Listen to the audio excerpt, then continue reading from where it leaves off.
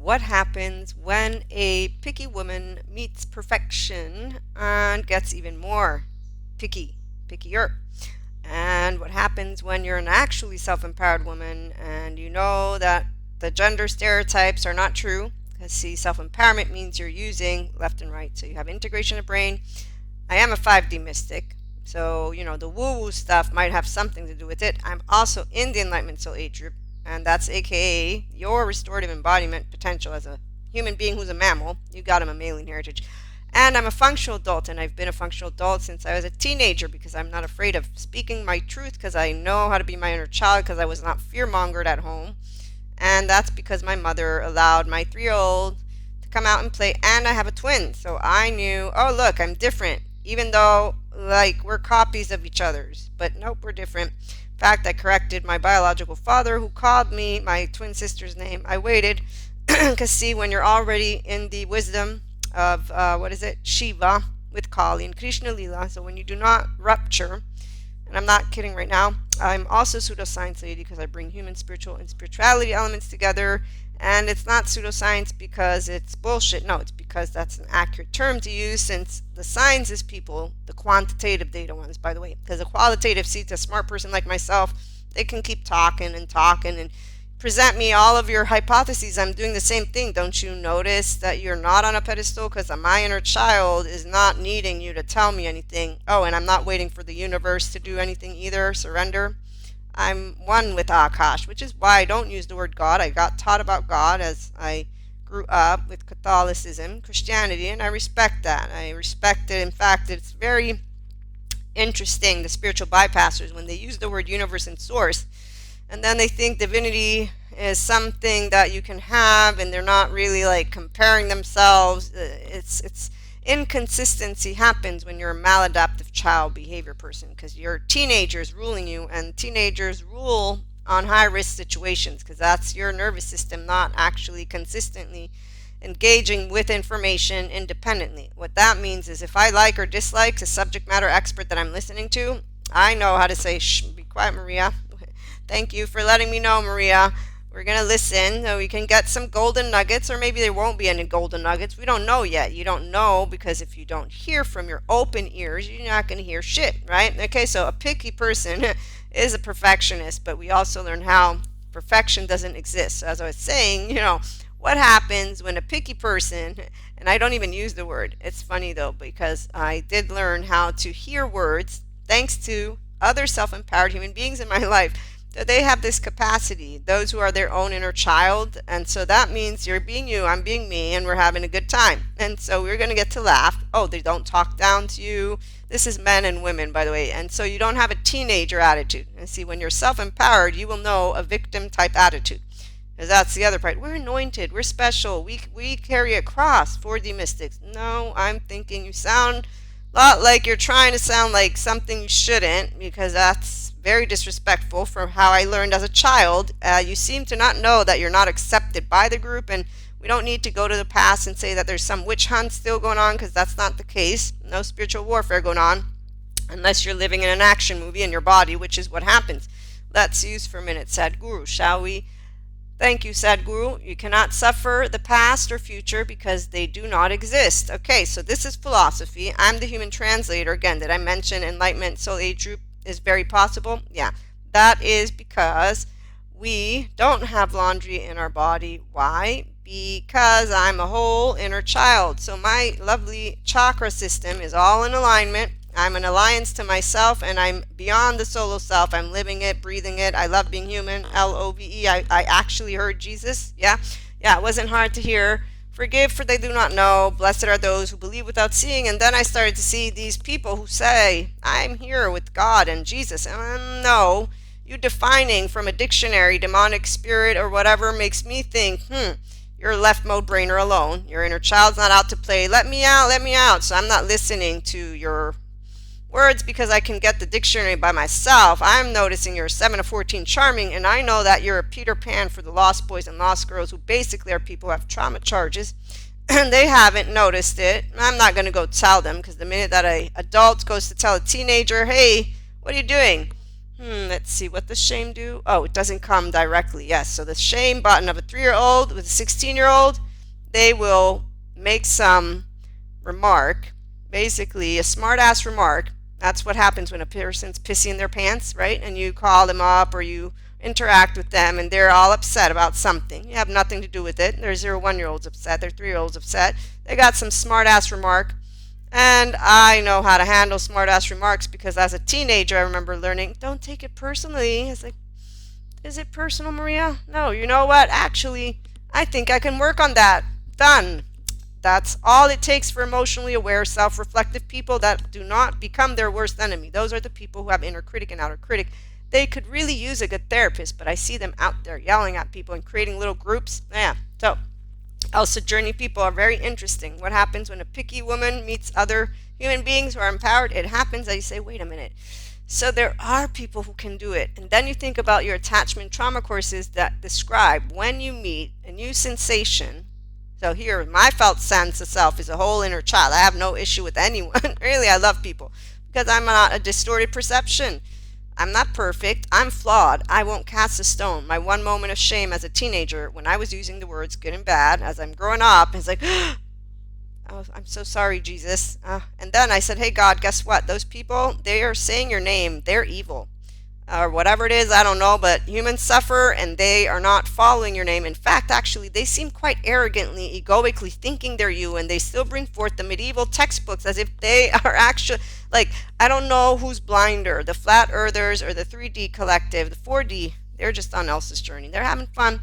They're going to keep doing that stuff. Like when people think yoga brings demons out of you versus getting informed. We're going to translate Sadhguru's message in a minute because, see, when he says you cannot suffer the past or future because they do not exist, you know how many people ruminate in their brain? Oh no, I can't shut it off. It's too hard for me to do. I just want to sit here and wallow in the shithole and say it's life that sucks.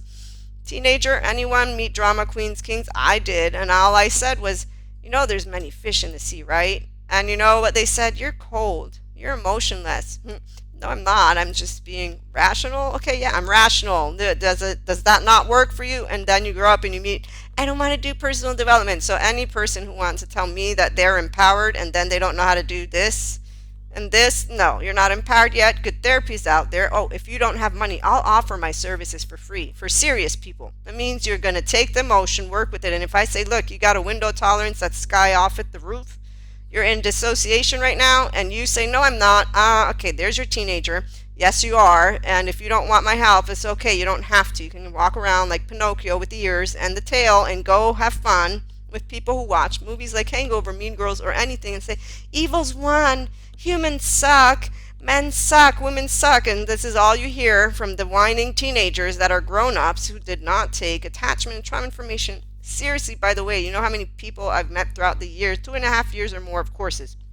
And I kid you not, when you meet people who are actually professionals and they say things like, you can't always be on, or Zen masters, you can't be enlightened because of laundry, I'm thinking, okay, really, I don't know. I'm not the smartest person on the block, but I do know how to simulate. Oh, that's right. I know how to listen. Thank you, mom and twin. I learned how to share the floor. I'm a 3-year-old without any kind of distorted perception. The world doesn't revolve around me. Now look, was that hard to do? It wasn't for me because as the teenagers pointed out, when it was personal, when I was upset, when I was actually in my fragility, yes, I learned all about backstabbers, betrayers, and one thing I learned is the cowardice. Because see, while the teenagers would say, no, Maria, it's the devil, it's evil. I'm like, you know, even if it were, I'm on the side with God and Jesus, so I know what I'm asked to do. I'm asked when I meet evil to be kind. And let me think, do I want to be a kind? Do I want to hold my heart, body, and belly body, or do I want to say and make up some bullshit excuse? They did it, so I'm going to do it back. Nope, I'm going to be good with my consciousness. So when I made silly little things, it was a very short-lived, silly little thing. Oh, you know what 4D readers do when they read energy? Anytime you're actually having what is a beautiful expansion of consciousness moment, they make it sound like some drama is happening. And it's like, okay, that's for the people who don't want to expand their window of welcome to emotional stuff. I love emotions, which is why when people would say, you're not emotional, I'm like, no, I'm just not a drama queen. And I am a perfectionist. So yeah, I do know exactly what I want. In a man, in a woman, in a day, in a friend, in relationships. It's called having balls to be your emotional inner child. That's it. So perception. It's distorted for anyone who's on an else's journey. Now, let's translate before we go because we have some more episodes. Our lovely Sadhguru. Okay, so for one, when you meet actual empowered people, you know that they're doing emotional accountability, lifting, they're self-regulating, their little inner child's not let me out, let me out. Nope, not happening. They're actually doing the I won't have shame and my tone and my mood impact another human being. I know how to say, here's how I communicate, here's what I do when I'm moody, here's the, and then you again grow relationships. So you get pickier. No, really what it is, like I always share, we're pachas. We don't kick anybody out of the herd. We're Sid, Manny, Diego. A self-empowered human being, woman, will not be shaming no one because that poor inner child is dead or dying or is going to be armored up. Why? Okay, let's say why. So first of all, those who live their past or future, they don't know how to enter a physiological state of compassion. Their insula doesn't light up, their amygdala, their temporal junction, and their prefrontal cortex. I am attachment trauma informed, NICABM, Mindsight Institute, Somatopia, embodied philosophy with awakened certificate. Yes, great, that one was awesome. I would say if you're interested and you're serious, obviously, because I saw a lot of people thinking that they were serious, but they contested all the information that was coming up, and they just wanted to basically ride that, come by standards, take my side, take our side, stuff like that. So wasting precious time while I'm like intrigued with the experts' information, because whether I like where they're going with it or not, meaning when I meet people that are so there's a very specific way you'll meet the one what are they called? Those who are in the illusion land, the monkey brain people, butterfly brain people. There's one focus, so they break everything down with their left mode. They're literally their inner child is dead because they're trying to fix something. So you can tell they're chopping at, they're building something. It's going to be beautiful, but they're like stressed out while they're doing it. So there's a small energy when somebody actually is doing it. Oh, but they do represent that energy, by the way. So that's something I also noticed. So there's experts that represent the essence of shame, the essence of suffering, the essence of, that's it. Those are the two that I noticed. And so anyways, it makes sense to me as a mystic and as a functional adult who's a somatic empath. So I know all about, our embodied brain stuff. But again, the mystic part is when I'm interpreting to you energy and the essence, which, we're going to have an episode on that. What I love about being a 5D mystic enlightenment functional adult, remember, solo polyamory is important because we're going to be talking about oversoul and twin flames. No saga. Nope, not even a little bit. And when you meet new types of pieces of energy, because I don't get all into the dictionary shit. Yeah, no, I don't do that. I share stories. And that's because the 5D mystics, they're not on Elsa's journey. They know we're not anointed. Nobody's wearing any fucking cross to bear because any person who has trauma in their first year of life, they have a shit ton of work that they can do if they want to. So I know I'm lucky because I don't have trauma in here. Nope, I got a heart and I got love. It's always on because it's called secure attachment. Differentiated self. I'm a 1-year-old, 3-year-old, all of it, but I'm a grown-up because I'm using prefrontal cortex, not my temporal junction, and doing the dark sides of neuroplasticity because no, it's too hard to stop thinking and ruminating about the yesterday. And I've heard it so many times, again, since I was a teenager. I'm like, okay, whatever. So here's some data for people who care about what I'm just saying. So you don't have to ruminate. In fact, emotions last 90 seconds. The ones who say, I don't want to do personal development, well, they did therapy. Then they could have kept doing stuff, but they don't want to. So there you go. And I don't like to do exercises for my back and gym, but I was forced to do it. And today I'm still going to do it because I know my physical body is part of my emotional and mental experience. So what does a grown-up do? Suck it up, buttercup, but not in a, oh my gosh, am I going to have to do this again? You learn as you grow up, I'm 44, to be less dramatic. It's called unflappable, equanimous, restorative embodiment. It's fun. It's actually really fun, by the way. But yeah, it's not laundry. Like seriously, that dude, I cannot even. He's an old soul, so he's not moving into enlightenment. He decided that he's done. He's still learning about himself through only spirituality textbooks. I actually get to be a human and have fun in this lifetime. Okay, so when you learn about the brain, thank you, Julianne Taylor Shore. I'm going to read you some stuff first. She's the founder of IPNB Psychotherapy of Austin. And she's explaining how our brain is made, which I also learned in my interpersonal course with interpersonal neurobiology course with Daniel Siegel, but I need to revisit it because it's a really complex set of words and I'm not a brain expert. And so I'm learning all about the brain, and she gives me a good summary of what I learned as well. I think I confused some of the data, but it's okay because I'm the pseudoscience lady, remember? But you can ask me. I can go find my classes, rewatch, or reach out to Daniel, see if he's available. Okay, so the brain has a layer on the top part of it called the neocortex, and the neocortex is built up of tons and tons and tons of millions of little columns of 6 neurons in a row. The bottom 2 neurons get their feed, their information from the parts of the brain that are experiencing the here and now, and then the other 2 neurons, top ones, get their feed from what you already know in your implicit memory system. And then those 2 come together in the middle with another 2, and that creates reality. And when people, that's not true, you know what? If you're a brain expert, go for it. But if you're not, be quiet, left mode, and go do courses. Or I don't know. I mean, are you a flat earther? Because I'm going to say you are. But then again, if I'm conversing with you and you say this bullshit, I'm not going to respond to that. You already showed me your Cusco, and I have nothing to say except for, let me go now, bye. Or no, it's not that, but I just know that I got an idiot in front of me right now because, the minute you don't know shit don't mean it's true or not true. Discern. Discernment means I'm going to go research myself, or ask questions, get curious, which people don't when they're teenagers. Okay, so the example she gives is really great about why, one, the implicit memory. When you wake up in the morning, you and I don't forget how to walk. Okay, so Sadhguru, memory.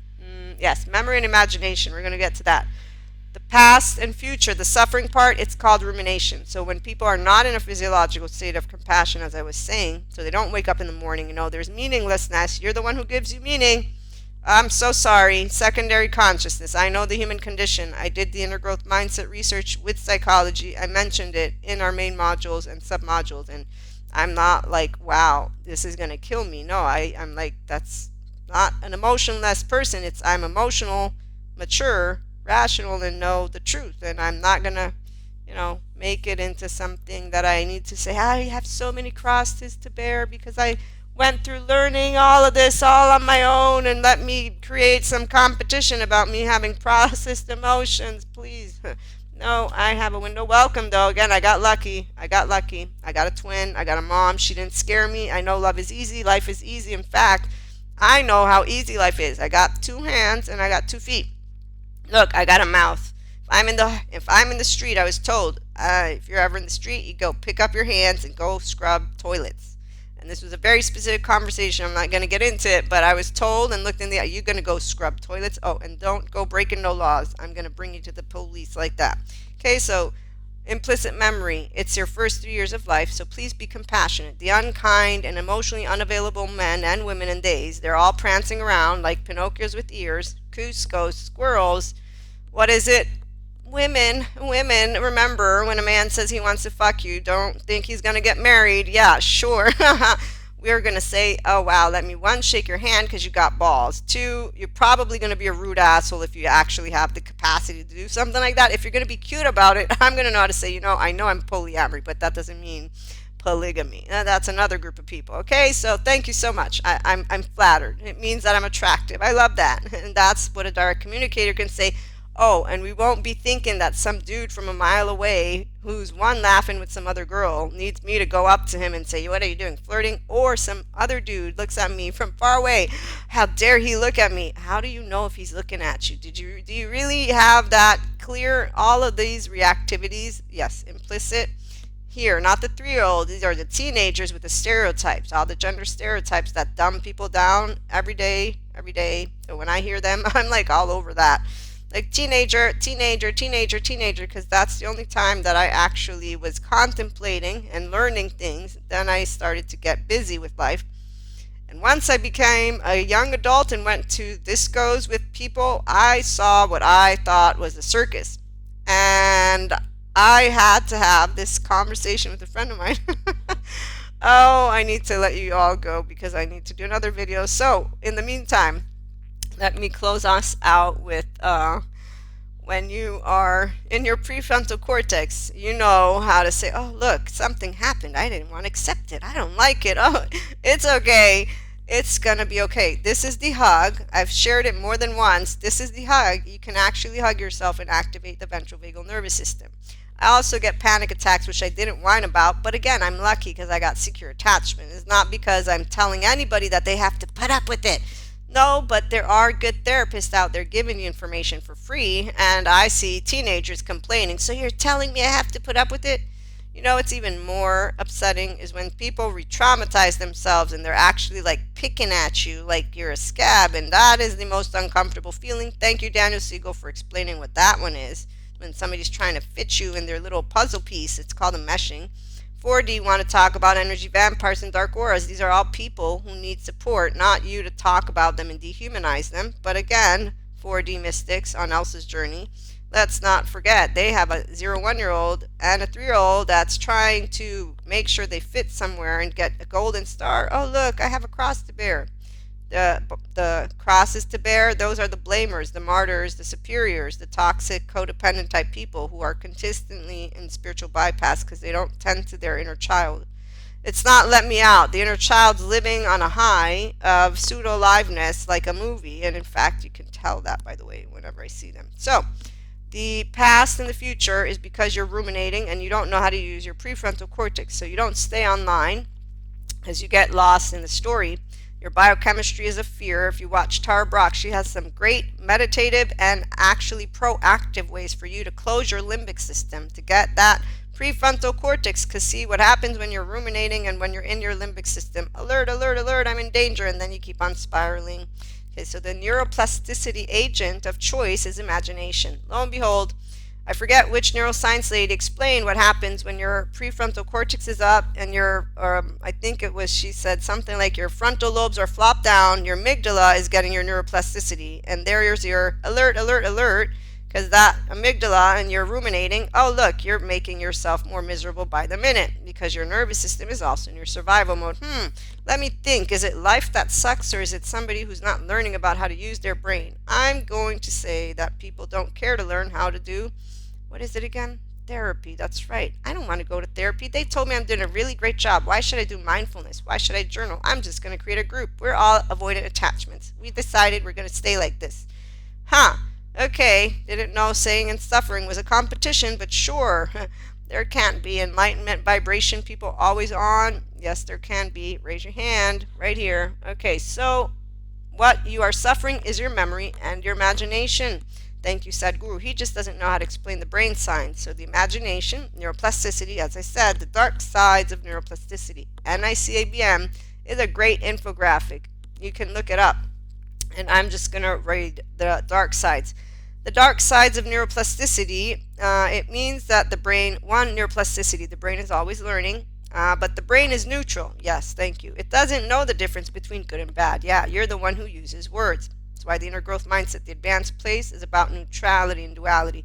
Because as long as you keep saying, oh, the sad emotion is a bad emotion, the angry emotion is an angry emotion is bad, you're going to be judging those instead of witness, process, know that they come from your past. By the way, that's why EMDR, child parts work, and somatics is important, because depending on whatever's went on in your life, shit's going to come up and you're going to project, or I'm being reactive right now. Wait a minute, my window of tolerance. And you learn how to expand it time again, because you pause. The pausing is important. You get off the little story, shut it up, and say, okay, I'm going to go do activities, not distractions, not the fucking, the drinking, the drugging, or whatever, procrastination, eating, all the self-soothing things that are part of the shame cycle, inner critic, outer critic, and then distractions, and then isolate, and oh, let me shove you back down and think you're going to go away. Oh no, I'm coming back up because you didn't actually see me and welcome me, and my inner child is still wanting you. Let me out, let me out. Okay, so best explanation I can do.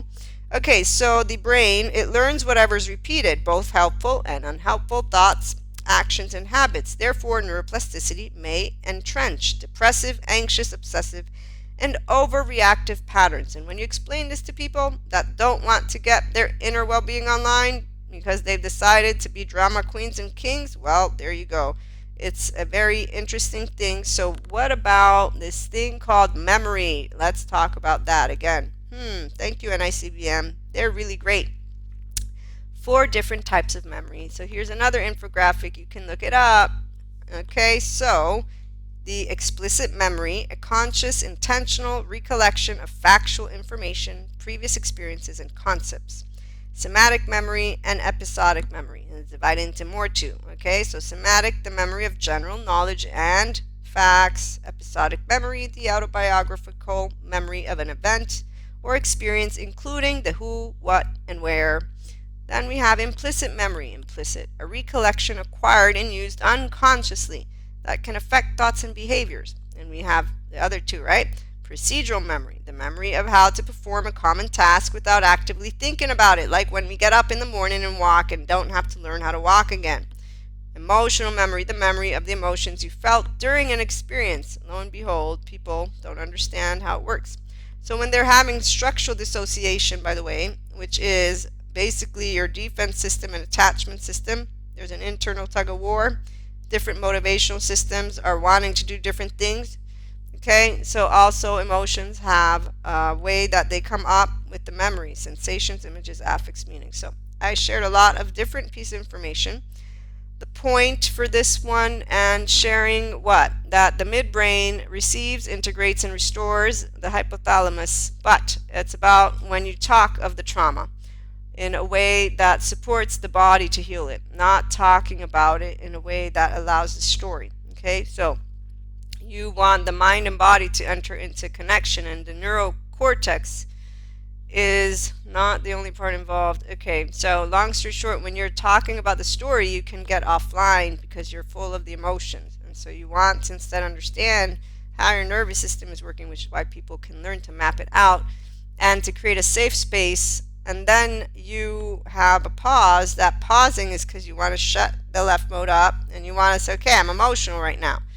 This is the choice. And you're always going to choose this if you want to access more of the upper world, if you want to access more of you, if you want to let that inner child come out and play. It's not challenging for those of you who have secure attachment. For those who don't, it is more challenging, but there's good therapy. And then there's the securely attached Pacha relationship. So we talk about 5D relationships, and we're going to have a couple more episodes today. Subscribe, ask your questions. Remember, there's the Ask Maria. It's like an opinionated columnist podcast episode. For now, it's only audio available.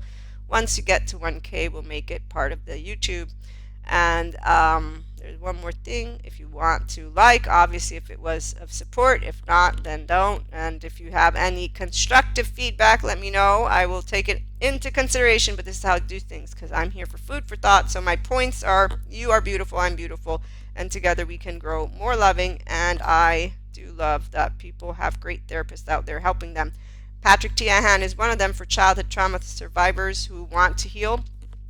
Terry Real is for couples who want to get their unfinished business, on point and have actual passionate, like for real relationships. And we'll be back again in a little bit. So thank you for tuning in.